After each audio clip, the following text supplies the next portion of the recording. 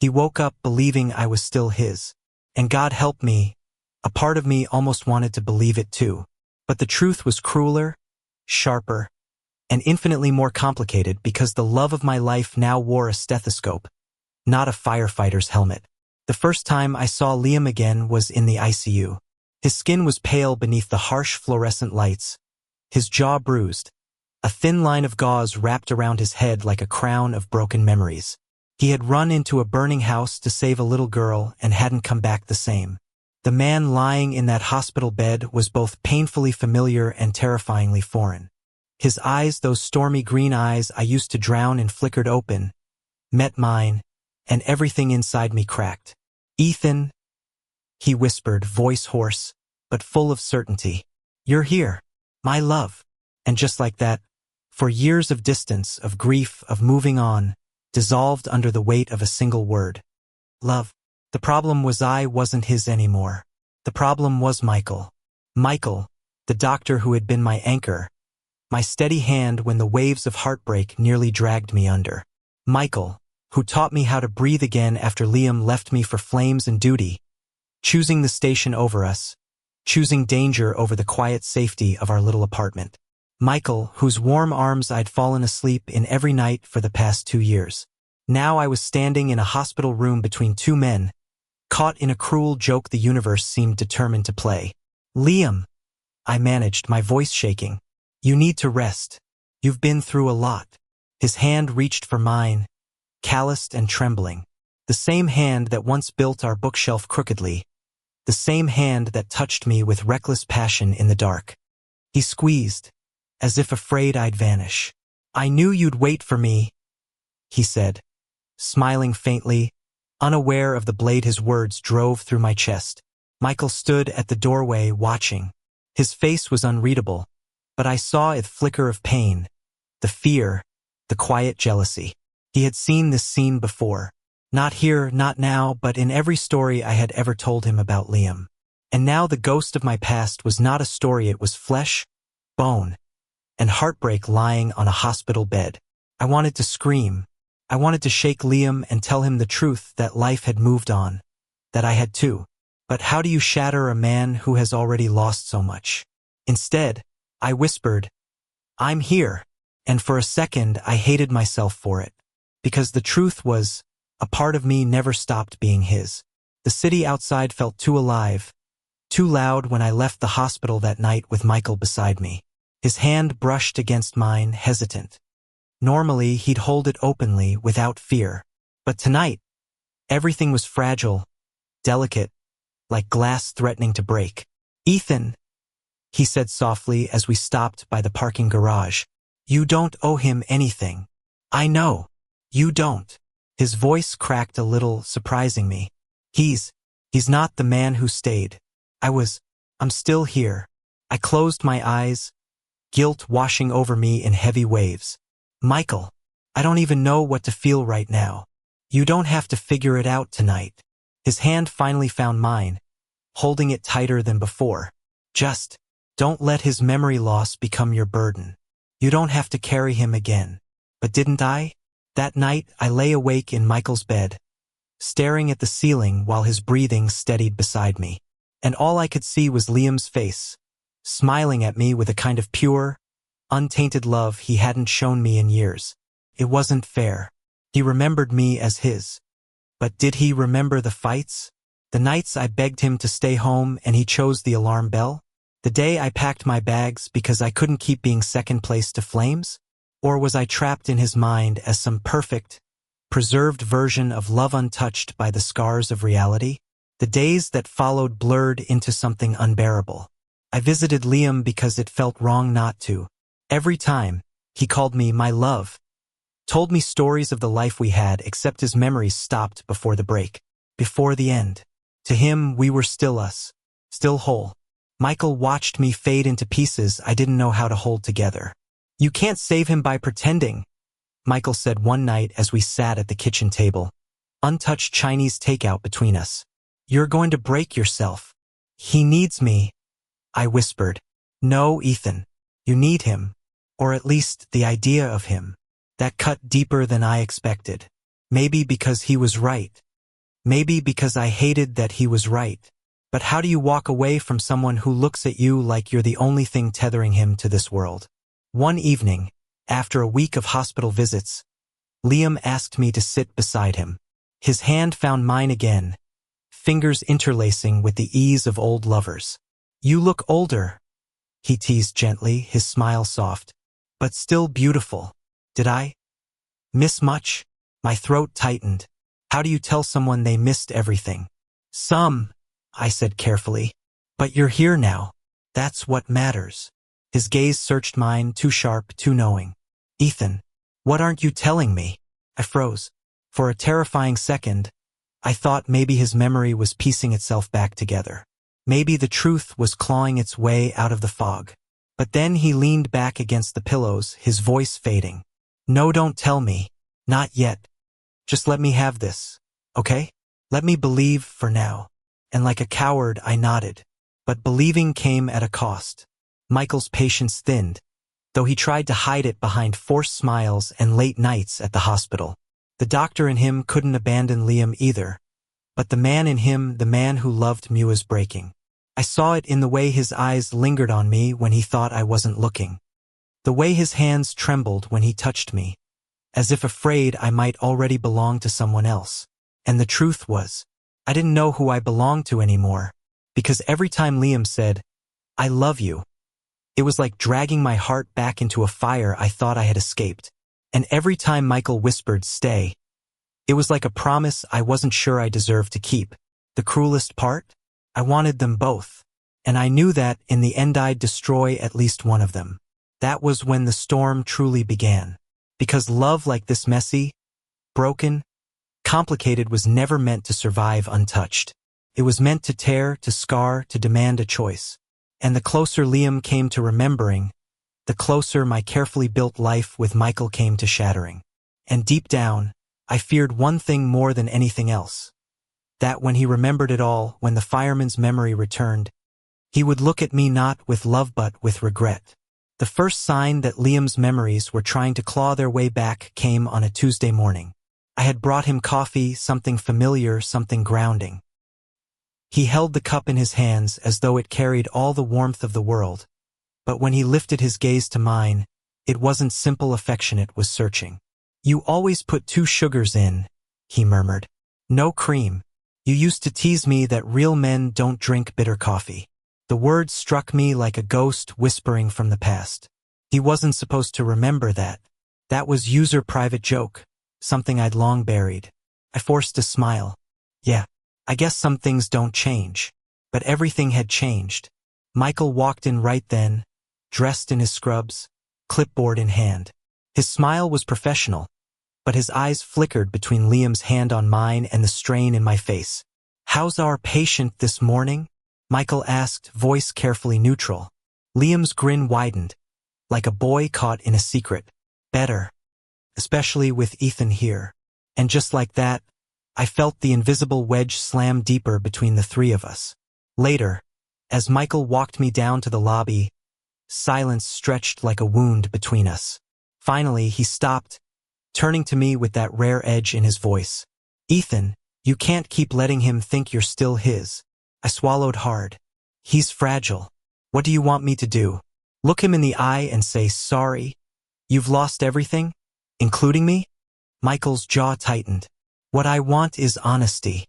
With him, with me, with yourself." The elevator doors opened, but neither of us moved. My heart pounded in the stillness. "I love you, Michael," I said softly, almost desperately. "You know that." His eyes softened, but the pain didn't leave. "Then show me. Don't just say it." The elevator doors closed, leaving me hollow. That night I dreamed of fire, the kind that eats everything in its path, turning homes to ashes and lives to memories. Liam was inside the flames, calling my name, his hand reaching for mine. I tried to grab him, but Michael was there too, pulling me back, whispering, "If you go, you'll burn too." I woke drenched in sweat, Michael's arm draped across me, his breathing steady. I stared at the ceiling and wondered if love could be a prison disguised as salvation. By Friday, Liam was cleared for physical therapy. His body was strong, but his mind was still fractured, stitched together by fragments of who we had been. "Walk with me," he said, patting the spot beside him on the track around the rehab center. I hesitated, then matched his pace. He looked so alive in the sunlight streaming through the high windows, his smile disarming, his laugh the same reckless sound I used to fall asleep to. "You remember the cabin?" he asked suddenly. I froze mid-step. The cabin. Our last trip before everything fell apart. Snow up to the windows, a fire crackling inside, his arms around me as we argued about nothing about everything. "Yeah," I whispered. "I proposed to you there," he said, eyes bright. My chest constricted. "No, Liam, you didn't." His brow furrowed, confusion overtaking joy. "Are you sure? I can see it." I got down on one knee. "You laughed because I didn't even have a ring yet. You said yes anyway." Tears pricked my eyes. It wasn't true. It never happened. It was like his mind was rewriting the story, erasing the pain, the fights, the part where he left. "You're remembering pieces," I said carefully, "but not everything." He grabbed my hand, desperate. "Then tell me everything I forgot. Please, Ethan." And I couldn't, because the truth would crush him. Because telling him meant watching his love curdle into guilt and regret. Instead, I smiled through the ache. One step at a time. For now, just focus on walking. He didn't let go of my hand. That night, Michael confronted me again. "I saw you too," he said, voice calm but trembling. "At the center." He was holding your hand. I turned away, shame burning my throat. "Michael, it's not what you think." "Then what is it?" he demanded. "Because from where I'm standing, it looks like you're slipping back into his arms, while I'm standing here waiting for you to remember who you chose." "I chose you," I whispered, but even I heard the doubt in my voice. His eyes glistened, the kind of pain that comes when love isn't enough. "Then prove it. Stop living halfway between two lives." I wanted to scream. I wanted to beg him to understand that it wasn't that simple. But maybe it was. Maybe I was just too much of a coward to cut the thread tying me to Liam. The breaking point came a week later. Liam called me in the middle of the night. His voice shook over the phone. "Ethan." I remembered the fire. My stomach dropped. "What do you mean?" "The little girl. The house. The flames. I can see it." But the knit wasn't just that. I remembered. The fights. You crying. Me walking out. His breathing was ragged. "God, Ethan, I left you, didn't I? I left everything." I closed my eyes, tears streaming silently. "Liam, I'm sorry," he choked. "I thought I was saving lives, but I was burning ours down. And now I don't even know if I have the right to ask, but do you still love me?" My world tilted. Michael was asleep beside me, his steady presence like an anchor. Liam's broken voice spilled through the phone, raw and desperate. "Two lives. Two loves. One heart being ripped in half. My voice cracked. "I don't know." And in the silence that followed, I realized that the truth wasn't about who I loved more. It was about who I wanted to fight for now. The next morning, Michael found me on the balcony, coffee cold in my hands. "You didn't sleep," he said softly. "No," he stood beside me, silent for a long time before finally speaking. "Ethan, I won't compete. Not with him. Not with anyone. If you love him, if you want him, you have to tell me. I deserve the truth." I turned, meeting his steady, wounded gaze. The man who had saved me from my own ruins. The man who gave me quiet love when all I knew was chaos. And for the first time, I realized I might lose him not because I didn't love him, but because I was too afraid to let go of the past. "Michael," my voice trembled. "I don't want to lose you." "Then don't," he whispered. But the universe has a cruel sense of timing. Because that same evening, Liam showed up at my door. No hospital gown, no confusion.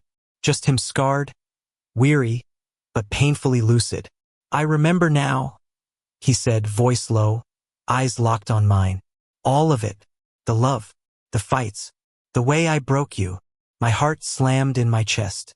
And I remember one more thing, he continued. I never stopped loving you. Not once. And I'm not asking you to forget the doctor or what he means to you. I'm just asking you one thing, Ethan. He stepped closer, and I could smell the faint trace of smoke that always clung to him, like a ghost of the man I used to know. Look me in the eye, he whispered, and tell me you don't still love me. And for the first time, I couldn't hide, because I did. God help me, I still did. And that was the moment everything came crashing down, because love like this doesn't give you easy answers. It gives you fire. It gives you ashes. And standing there, torn between the man who saved me and the man who once set my world ablaze, I realized that no matter what I chose, Simeon's heart was going to burn. The night Liam came to my apartment, the air was thick with tension. I didn't know if it was fear, desire, or guilt weighing down on me more. Every part of me wanted to run into his arms, to let the man I once loved pull me back into a memory I had tried to leave behind. But another part, the part one owed my loyalty to, my sanity kept me rooted, my hands trembling but unmoving. I can't believe you're here, I whispered, voice hoarse. I had to see you, Liam said simply, his eyes searching mine as though the world had shrunk to the space between us. I remember everything now, Ethan. Every fight, every laugh, every night we shared. Tuvi been blind, and I God. I've missed you. His words should have been a bomb, but they felt like knives. Michael stepped out of the shadow, his presence quiet but firm. Ethan, don't shut me out. Not now. I turned toward him, tears stinging my eyes. Michael, don't, he said softly, his hand brushing against mine. I know you love him, but I also know you've chosen to stay here, with me. Or, at least you can choose. I didn't answer, couldn't. Liam's hand reached for mine at the same time Michael's did. I felt the impossible tug between them, a magnetic force that split my heart down the middle. Ethan, look at me, Liam said, voice trembling. Please, don't pretend. Don't hide. I'm here. I'm yours if you want me. And in that moment, I realized the truth I had been running from. I wanted them both. I wanted the reckless, fiery love Liam had given me in the past. I wanted the stability, the gentle reassurance Michael had given me after Liam left. I wanted the past and the future all at once. But life doesn't give you all the pieces. I closed my eyes, trying to catch my breath. I need time, I whispered. Liam let out a soft, disappointed sigh. I understand, he said, but I could hear the ache in his words. Michael stepped closer, eyes locking onto mine. Ethan, time is something we don't have to give up, but you have to be honest with both of us. Don't hide behind my patience or his memories. Tell us what you feel, right now. And I did. I let the tears come. I let the weight of 4 years, of heartbreak, of longing, crash over me. I let myself admit the truth. I loved them both. I loved the man I had lost to flames, and I loved the man who had saved me from losing myself. I love you, I said, voice cracking. I love you both. I don't know what to do. I don't know how to choose. Liam's eyes filled with tears. Then don't choose. Not yet. Let me be here. Let me try to be the man you need. Michael's jaw tightened, but he nodded slowly. And I'll stay too, because I can't walk away either. But this ends with honesty, Ethan. No more hiding. No more pretending. The following weeks became a fragile dance between the three of us. Liam's memory grew sharper each day, the fragments of our past reconstructing themselves in vivid flashes. He remembered the cabin in the mountains, our first kiss under the rain, the nights we stayed awake talking about dreams and fears. Michael and I navigated our days together as usual, but every hospital shift, every touch, every glance reminded me of the other life I could have had. The tension was unbearable, the guilt suffocating. One evening, Liam asked to see the city with me. He wanted to remember the places we once loved, the old diner on Fifth Avenue where we had celebrated birthdays, the park where we used to sit in silence for hours. We walked the streets together, a wide-angle view of the city opening around us. Lights glittered off wet pavement, the hum of cars and distant laughter a soundtrack to the fragile reunion of memories and emotions. I could feel him leaning close, our shoulders brushing, the warmth of his body familiar and dangerous. "You remember this?" Liam asked, pointing to a small, crooked bench in the park. I nodded, voice soft. "Yes, you cried here once, because I wanted to leave for grad school and you thought I was abandoning you." He smiled faintly. "And I begged you to stay. You stayed anyway, even though I was stubborn and selfish. You always stayed." And in that smile, I saw everything I had loved, lost, and feared. Michael's presence became a quiet, steadying force. He didn't force my hand, didn't demand I make impossible choices. But he was always there waiting, supporting, grounding me in the reality that life moved forward. He reminded me that love wasn't just passion. It was patience, trust, and understanding. One night, we all ended up on the hospital rooftop together. Liam's arm brushed mine as we gazed at the city below, the neon glow reflecting our tangled emotions. "Ethan," Liam whispered, voice almost lost in the wind. "I don't want to ruin what you have with him. I want a chance to be us again." Michael took my hand, fingers intertwining with mine. "And I'm here too, but only if this is real, Ethan. Only if you choose to be present, not caught between the past and the present." I looked at both of them, the man who had burned through my past and the man who had mended my present. My chest ached with impossibility, the city lights casting long shadows over my heart. I need both of you," I whispered. "I can't let either of you go. Not now. Not ever." For the first time, the three of us stood together, acknowledging the complexity of love, the impossibility of simplicity. The air was electric, full of longing, guilt, hope, and fear. And in that fragile, fleeting moment, I realized love could exist beyond rules and expectations. It wasn't about choosing one over the other. It was about embracing the mess, the fire, and the healing all at once. The next days were filled with slow, careful rebuilding. Liam's rehabilitation continued, each session a reminder of the strength and vulnerability that had always defined him. Michael and I navigated our home life, our routines punctuated by stolen moments of passion and tenderness. We learned to exist in a triangle of honesty, of respect, and of boundless, unconventional love. There were arguments, moments of jealousy, and nights of tears, but there were also laughter, kisses under the city lights, and quiet mornings with coffee shared between three hearts. One evening, as the sun set over the skyline, Liam, Michael, and I sat on the balcony, our fingers intertwined, the city sprawling endlessly before us. "Who knew love could be like this?" Liam asked, eyes reflecting the golden light. "I didn't," I admitted. "I thought it had to be simple. But maybe, love isn't about simplicity. Maybe it's about surviving the impossible together." Michael smiled, squeezing my hand. "And we're surviving. All of us. Together." I looked at them, and for the first time in years I felt whole. Not because life had been fair, not because our paths had been easy, but because we had chosen each other despite the pain, despite the heartbreak, despite the impossible odds.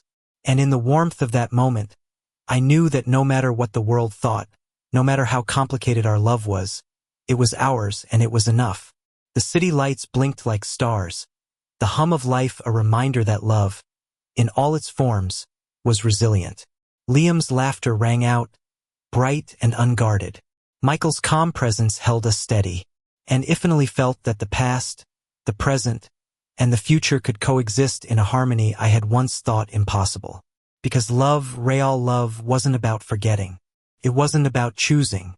It was about embracing the fire, the healing, and the extraordinary mess that made us human. And together we did just that. The weeks after our rooftop conversation became a rhythm of shared life and quiet revelations. It wasn't perfect, not by any stretch, but it was real, and for the first time in years that reality felt like a gift. Liam's recovery progressed in leaps and bounds. The burns on his hands and the lingering soreness from the accident reminded him of how close he had come to losing everything, including me. But with each step on the rehabilitation track, each laugh he shared that had once been swallowed by guilt and pain, he reclaimed pieces of himself and of us. Michael remained the anchor of our daily lives. His steady presence reminded me that love didn't always need fireworks and chaos. Sometimes it needed a quiet, unwavering heartbeat. And yet, even with his calm, I could feel his vulnerability, the fear that one day I might let Liam pull me entirely back into the past. But he never demanded, never threatened.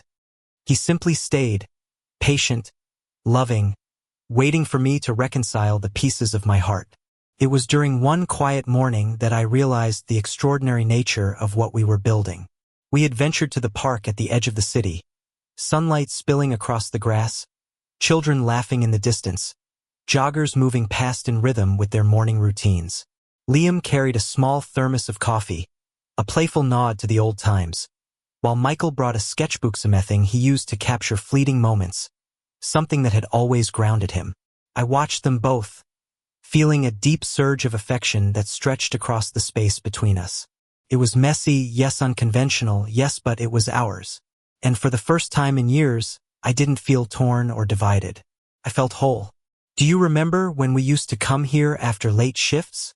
Liam asked, lowering himself onto a blanket beneath the oak tree. The scar on his forearm caught the sunlight, a reminder of past pain now healed. "I do," I said, smiling, taking a seat between him and Michael. We'd sit and watch the city wake up. You'd make terrible jokes, and Michael would just sigh. Michael laughed softly, flipping open his sketchbook. I still sigh. Some things never change. We laughed together, the sound blending seamlessly with the morning. There were no awkward pauses, no lingering doubts. For once, the past and present seemed to coexist, forming a bridge rather than a chasm. As days turned into weeks, our life settled into a rhythm of shared routines and spontaneous moments. Liam returned to the firehouse part-time, grateful for the structure it brought, but also determined not to repeat the mistakes of the past. Michael continued his demanding hospital schedule, but we always found ways to weave him into our shared moments. We discovered new ways to live together without resentment or fear. Our mornings became sacred.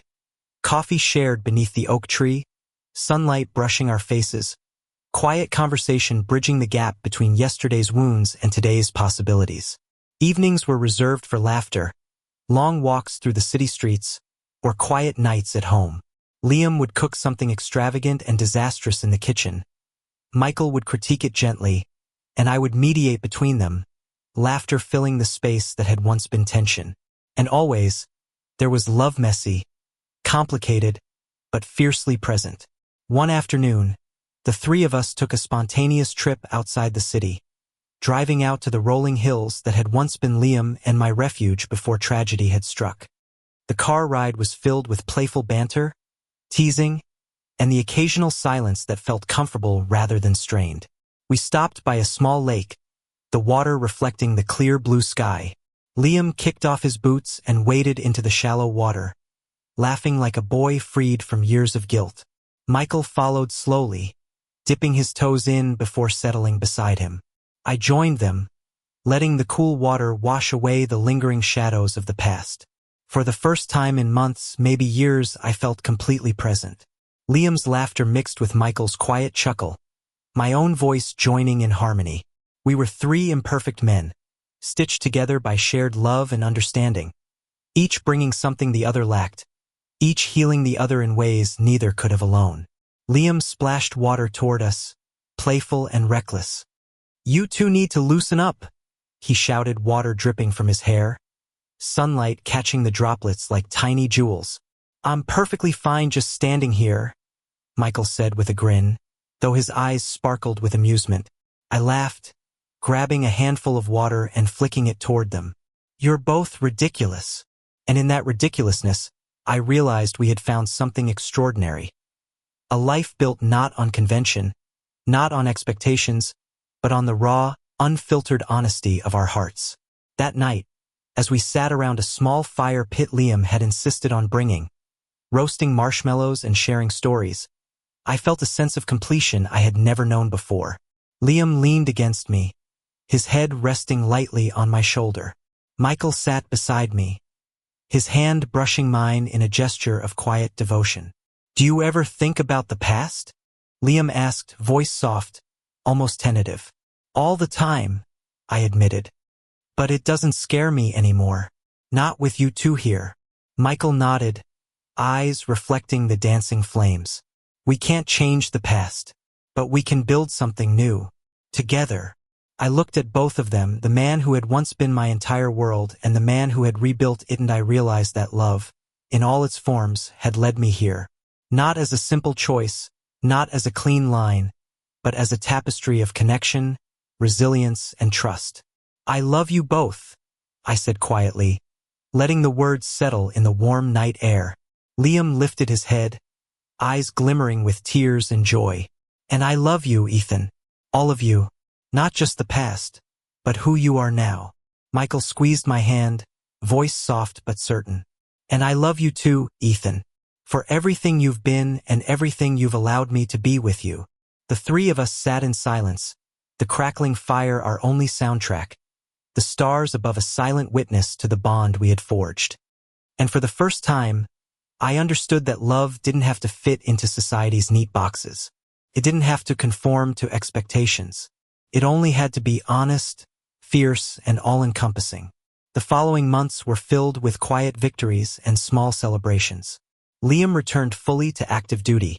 Michael continued to excel at the hospital, and I found a balance between work, life, and the extraordinary love we shared. We learned to navigate challenges together, to communicate openly, and to cherish the ordinary moments as fiercely as the extraordinary ones. Every morning brought sunlight and laughter. Every evening, warmth and connection.